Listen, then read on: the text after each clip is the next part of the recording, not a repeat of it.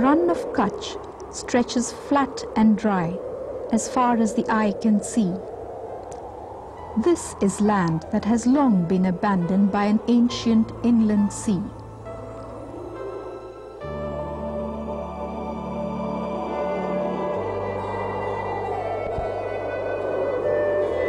But the random scattering of islands called baits across this expanse of salt-encrusted soil and the ever-present shimmer of heat conspire to create the ghostly illusion of an ocean.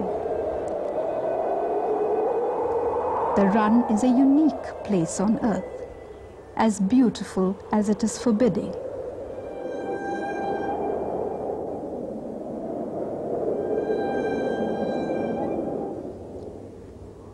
This flat terrain of sun-baked land experiences hostile temperatures that dip to near zero in winter and touch a scorching 50 degrees Celsius in summer.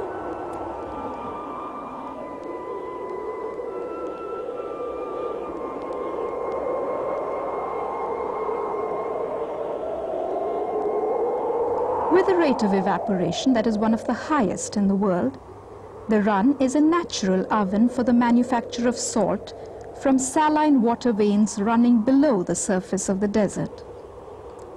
The Run has housed a substantial salt industry over the years, accounting for 20% of the country's annual salt production. However, the continued expansion of the salt industry is now threatening to make the Run's prospects for an undisturbed future not any more real than a mirage.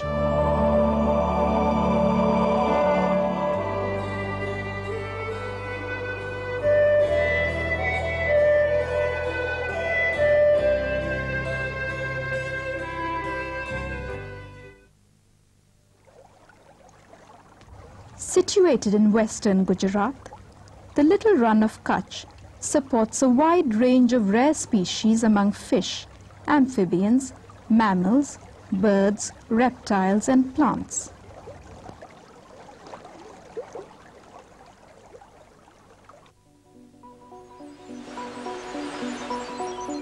Flooded for a period of 5 to 6 months every year, the dry Run blossoms into a wetland, sparkling with birdlife. Over 300 species of shorebirds, waterfowl, gulls and raptors throng to these waters, filling the air with bird sound.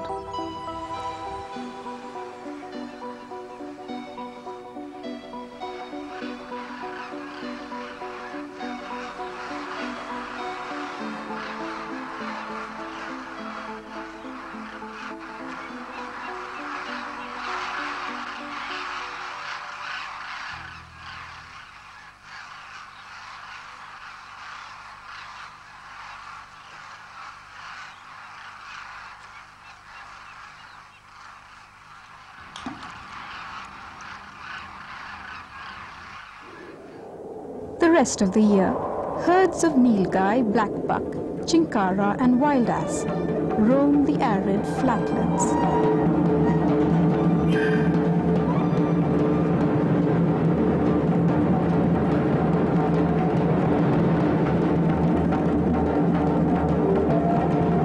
This salt pan desert is home to the last remaining population of the Indian subspecies of the Asiatic wild ass, the Equus Hemionus Khur. The wild ass of the Run, or the Indian onager, is one of 7 surviving strains of the genus Equus. They first appeared on Earth 2 million years ago and dispersed over regions as diverse as Africa, Asia and Europe. To protect the last population of the critically endangered Indian onager and its unique habitat, the government of Gujarat declared 4,953.9 square kilometers of the Run and the government wasteland surrounding it as a sanctuary.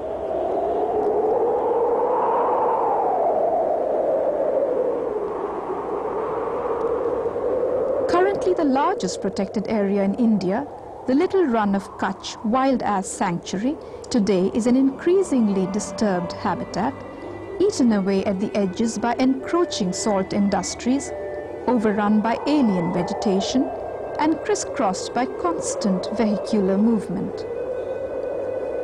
This bleak landscape, once the home ground of the free-ranging Equus Hemionus, or the good Khur, as the wild ass is locally known, is now turning into a battleground for commercial and conservation interests. The disturbing trends affecting the sanctuary prompted a public interest litigation.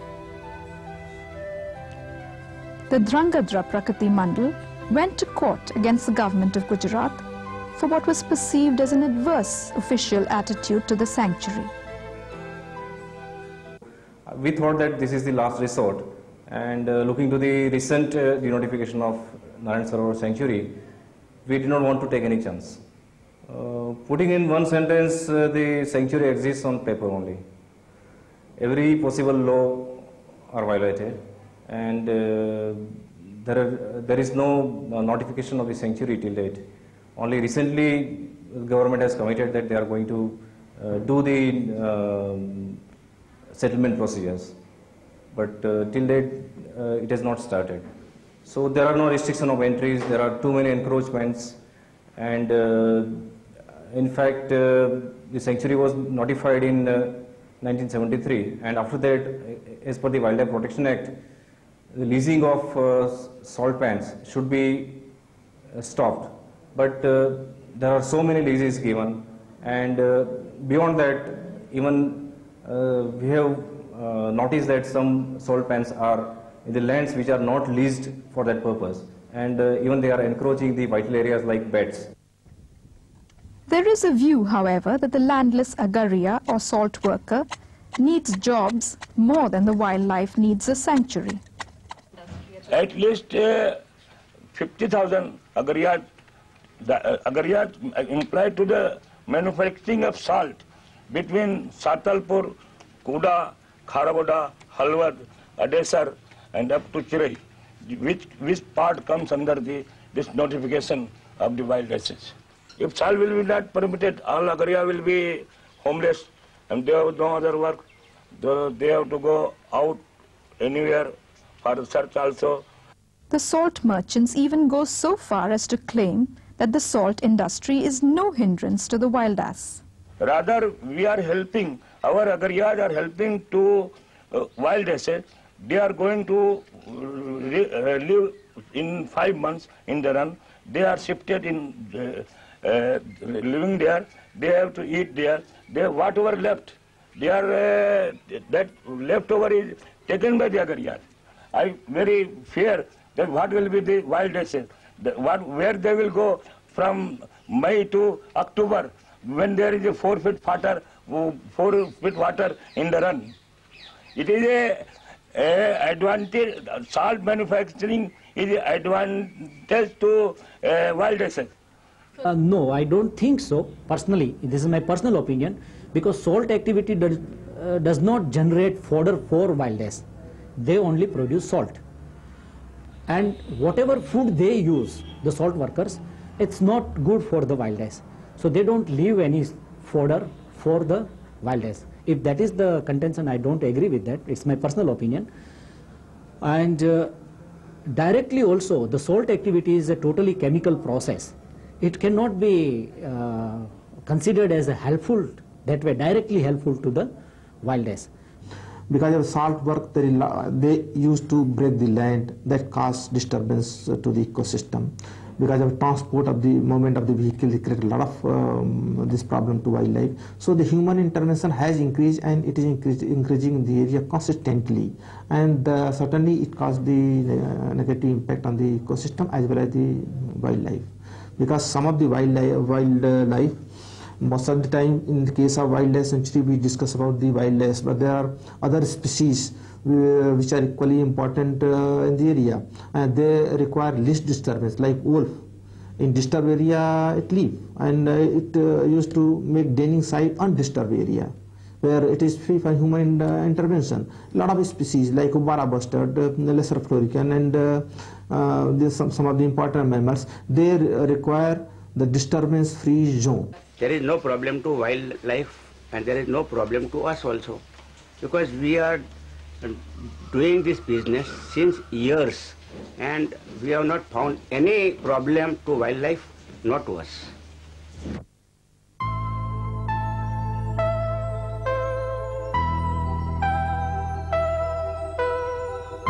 Eking out a living in the bleak stretches of the run, the Agaria is unable to make a fraction of the income that goes to the middlemen and the larger salt manufacturers in a buyer's market.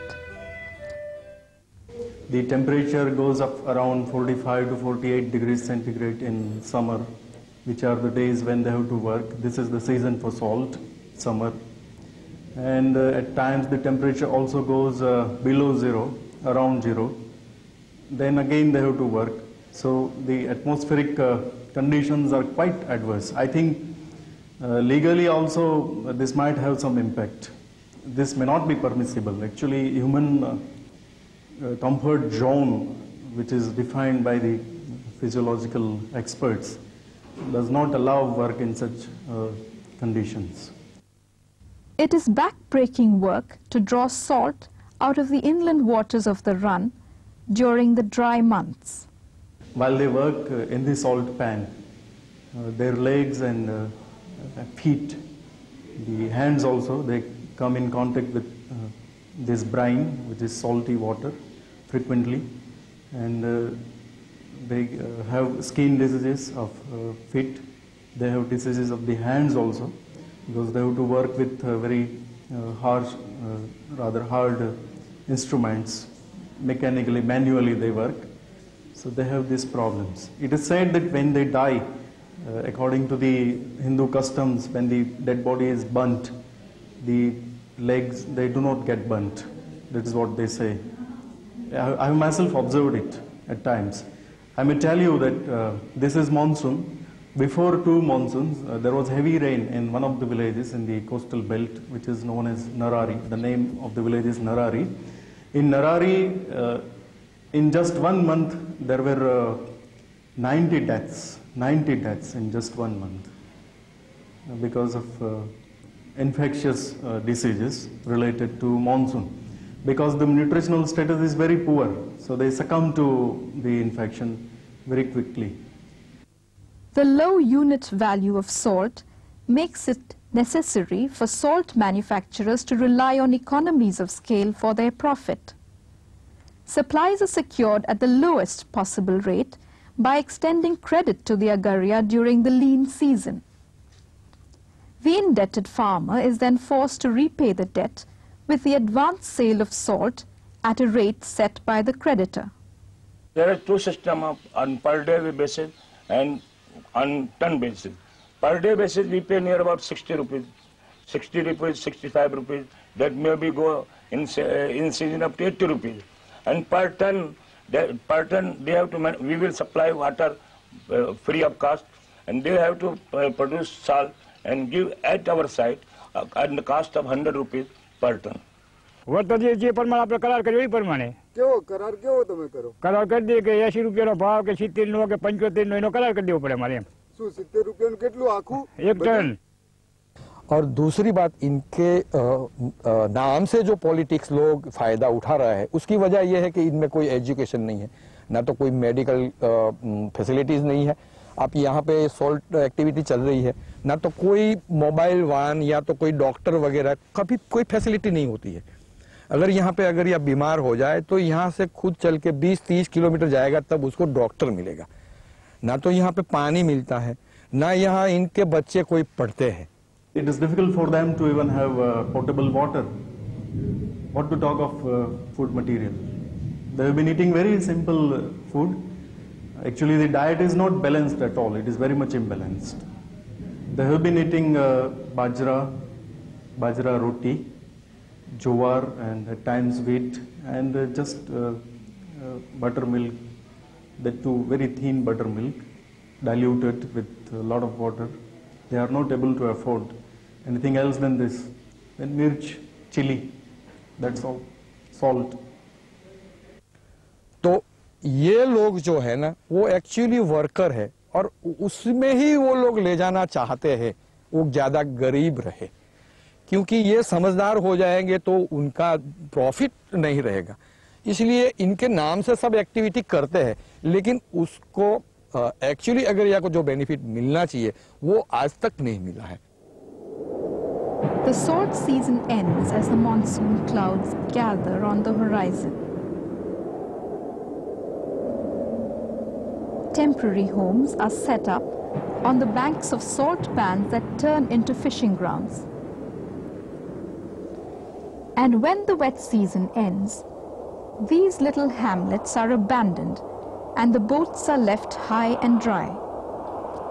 The waters recede into a mirage, returning to the eye on a gust of wind in fragments of heat-inspired memory.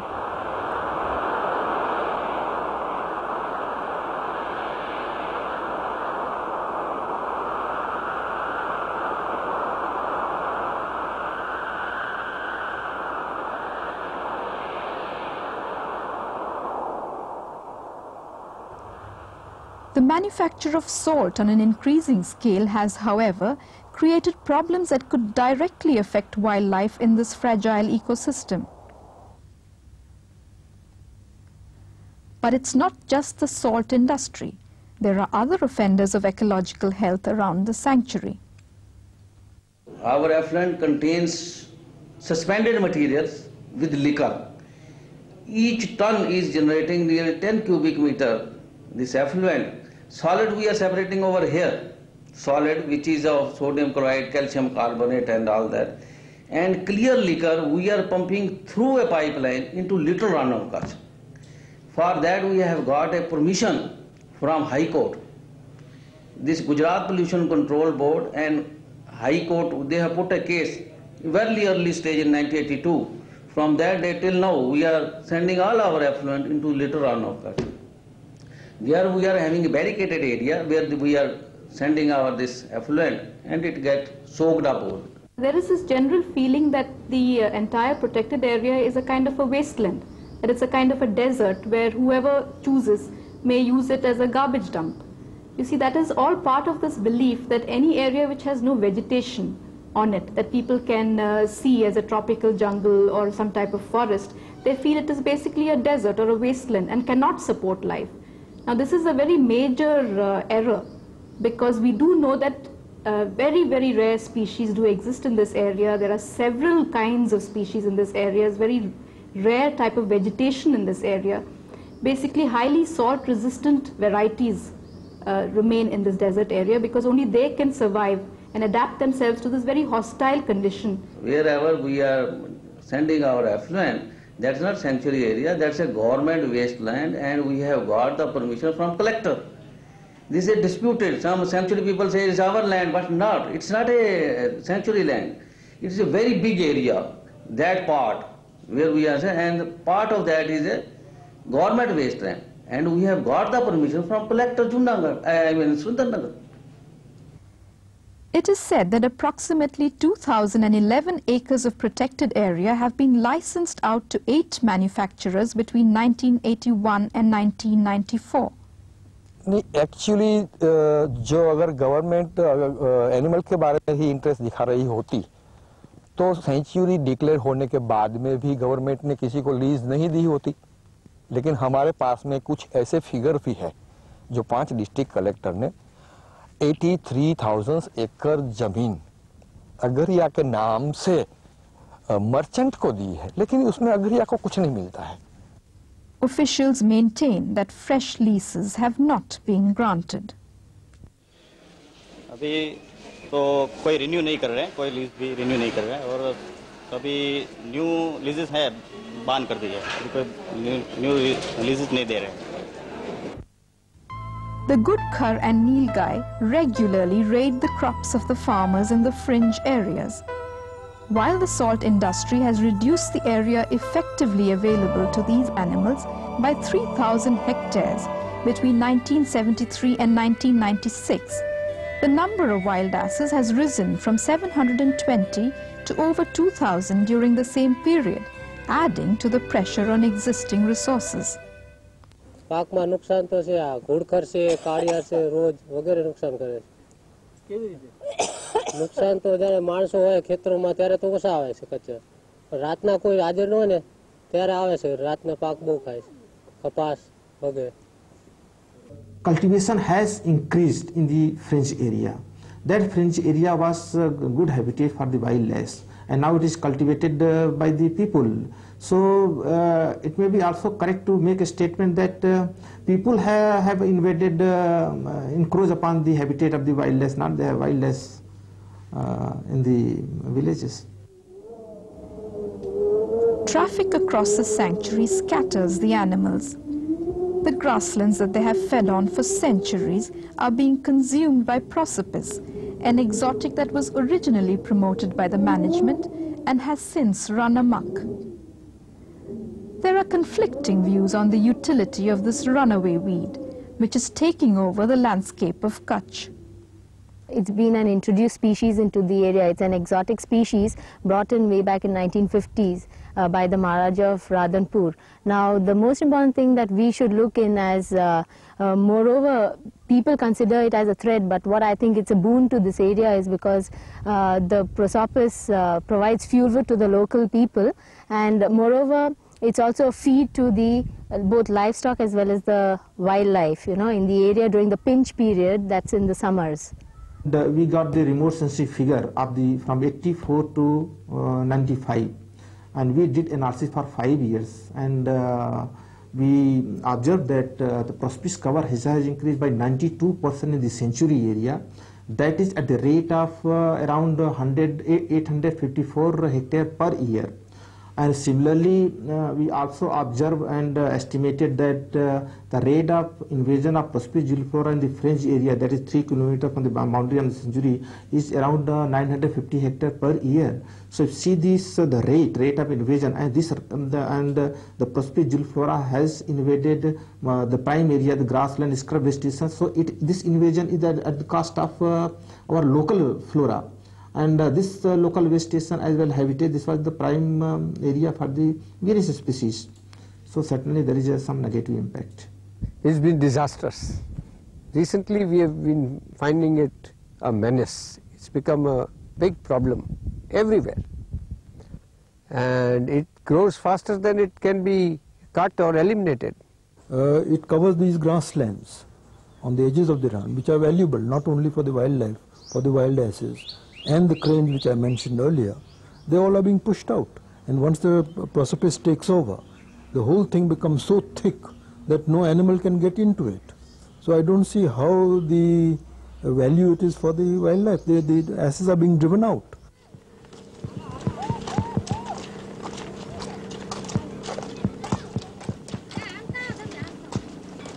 The pressure of livestock that graze in the area has grown tremendously. Marginal communities that move seasonally in search of fresh pasture land will soon find that grass is a scarce resource. Grazing goes on throughout the year on the periphery of the little run. During January-February, we have a great invasion of Kutchis coming in with the camels and with the sheep, which graze away the whole periphery of the run, which depletes all the grasses for the wild asses. After that, during June and July, again we have a huge invasion of the Halaris coming in from Halar with their sheep and their donkeys. As a result of overgrazing, some of the rare grass and other salt-resistant species are in decline, leaving little for the wild ass to feed on. The possibility that the salt industry could engulf the desert, crowding out all wildlife, is something that haunts nature enthusiasts. वैसे तो मैं भी ये Agaria family का ही हूँ और मैं काफी साल से देखता हूँ यहाँ पे. Despite being an Agaria himself, Devji Bhai dismisses the argument that the sanctuary is a threat to the survival of the Agaria. He fears that the limitless greed of the salt merchants, abetted by unscrupulous politicians of the area, will destroy the fragile ecosystem, while the Agaria stays poor as he has always been over the years. But there are many who feel that this sanctuary at close to 5,000 square kilometers is larger than it needs to be. The wildlife really doesn't know about the boundaries of the sanctuary. They are a free-ranging species, and this is precisely why you need a large sanctuary of this particular area. Because most people may wonder, why do you need such a large expanse? Why do you need to set aside 5,000 square kilometers for a sanctuary when much less would probably be enough? But you have to understand the needs of these major wildlife species like wild ass, which is a free-ranging specimen.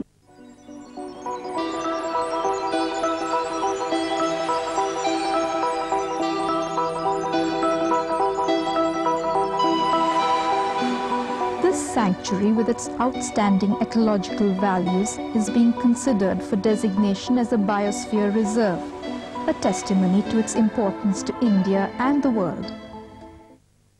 The unique part of the sanctuary is that it is A, not a desert, B, it's a wonderful area for bird life, C, birds from all over the Euro-Asian continent in winter come there.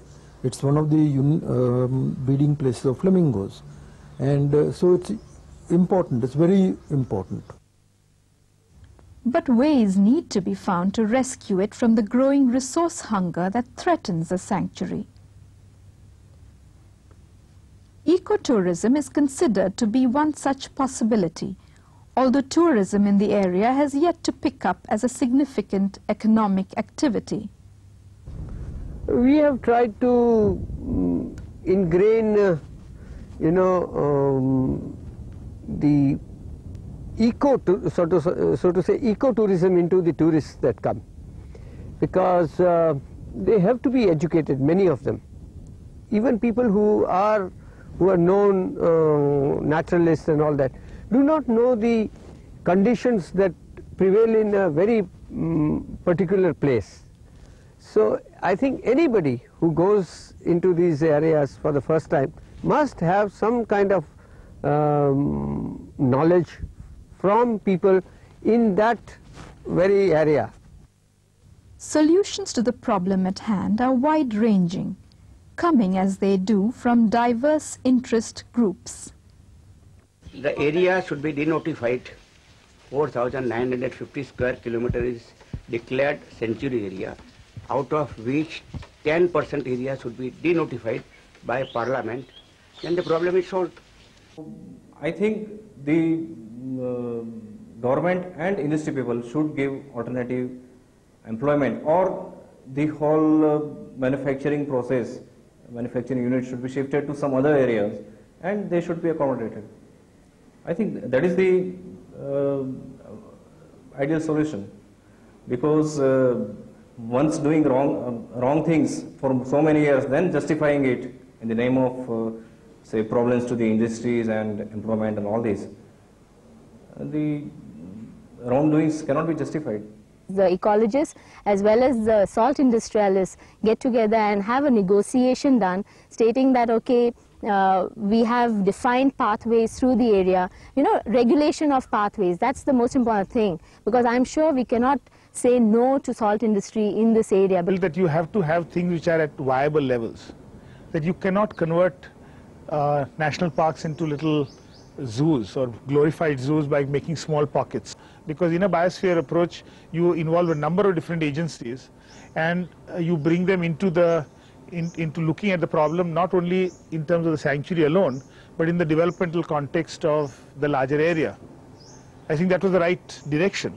But you can't just do these as reports, one seminar here, one report here, a master plan which is not seen by people, then the local association of the salt people have their own approach, which is again never discussed. You don't bring people to the same forum. This is not the way you can solve problems certainly not in a democracy. Because we also have to consider that in India, generally protected areas have had to deal with human activity. Because most sanctuaries in this country, you find that there is a large number of village settlements within the sanctuary. And this is really lying at the crux of the environment development debate. Every time this question comes up, do you value people more or do you value animals more? Now this comes up particularly in a highly populated country like ours, which is also poor, where we're talking about the survival of a lot of communities and the survival of the wildlife. Now, there are different ways of developing people. You don't have to necessarily talk about survival. You can talk about development of human beings. And if you want to develop human beings, you must build their skills. Now, if you look at what has happened in that area, for the past several hundred years, we've had salt activity there for so many years. But what has really happened to the agarya or the salt worker? He is still at the same level that he was several hundred years ago. He has not really progressed. He has survived, but he has not really come very far. Without a consensus on management and protection issues, the sanctuary may not survive. Once lost, this unique world of savage beauty and its wild yet vulnerable inhabitants may never be retrieved, even by a mirage.